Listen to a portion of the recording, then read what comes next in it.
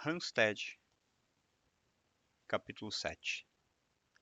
Como chegamos às terras da América a 28 graus de latitude, mas não conseguimos achar o porto que nos fora indicado, e como eclodiu uma enorme tempestade na costa. Certo dia, era 18 de novembro, o timoneiro calculou a distância ao polo. Encontrávamos-nos a 28 graus de latitude. Então, procuramos terra a oeste e avistamos terra no dia 24 do mesmo mês.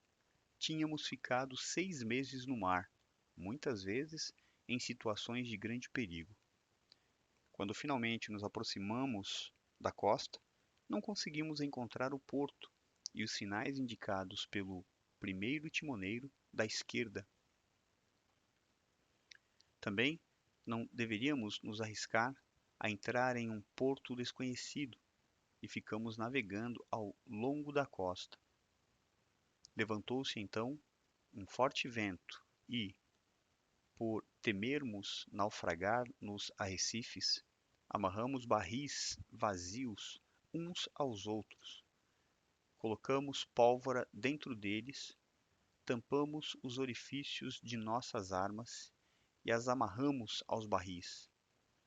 Ao naufragar, se alguns de nós se salvassem, encontrariam suas armas após as ondas jogarem os barris no litoral.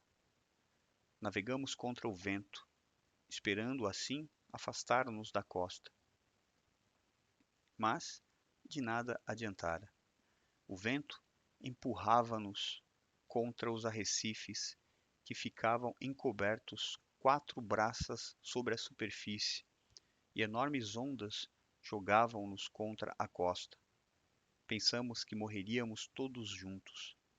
Foi então, quando já estávamos perto dos arrecifes, que Deus mandou que um de nossos companheiros descobrisse um porto. Entramos e nele vimos um pequeno navio. Ele fugiu e escondeu-se atrás de uma ilha, de modo que o perdemos de vista, sem saber de que navio se tratava. Mas não o perseguimos. Em vez disso, baixamos âncora. Agradecemos a Deus por ter nos ajudado em nossa desgraça. Descansamos e pusemos nossas roupas para secar. Deviam ser 2 horas da tarde quando baixamos âncora.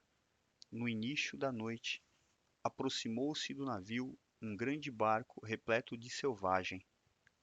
Queriam falar conosco, mas nenhum de nós podia entender a língua que falavam. Demos-lhes algumas facas e anzóis, e eles partiram. À noite, de novo veio um barco cheio de gente, e entre eles estavam 2 portugueses que nos perguntaram de onde éramos. Ao contar-lhes que vínhamos da Espanha, eles disseram que devíamos ter um timoneiro muito habilidoso por entrarmos assim no porto, pois o porto era-lhes conhecido, mas com uma tempestade dessas eles não teriam conseguido entrar. Então, narramo-lhes com precisão como o vento e as ondas quase nos fizeram naufragar, como estávamos certos de que iríamos morrer, e que de forma inesperada descobrimos a entrada e Deus imprevisivelmente nos ajudou, salvando-nos do naufrágio. Tampouco sabíamos onde estávamos. Ao ouvir isso, ficaram espantados e agradeceram a Deus. O porto no qual estávamos chamava-se Superagui e estava a cerca de 13 milhas da ilha de São Vicente, que pertencia ao rei de Portugal. É lá que eles moravam, e as pessoas que vimos no pequeno navio fugiram porque nos tomaram por franceses. Perguntamos então a que distância ficava a ilha de Santa Catarina, para onde queríamos ir. Eles responderam que poderia ser 30 milhas ao sul. Lá vivia uma tribo de selvagens chamados carijós, com os quais deveríamos ter muito cuidado. os nativos na região de Superagui, os tupiniquins, no entanto, eram amigos e deles nada tínhamos a temer. Finalmente, perguntamos a que latitude ficava Santa Catarina, e a informação deles de que ficava a 28 graus estava correta. Ainda nos descreveram detalhes para que pudéssemos reconhecer aquela terra.